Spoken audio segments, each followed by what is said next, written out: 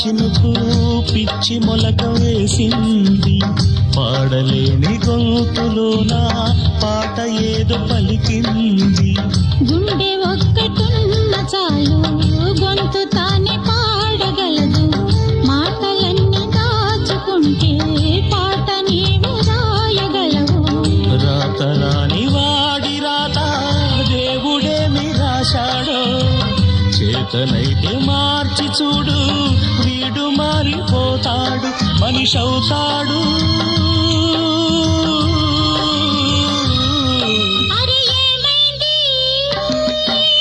మనసు రెక్కలకి ఎక్కడికో ఎగిరింది,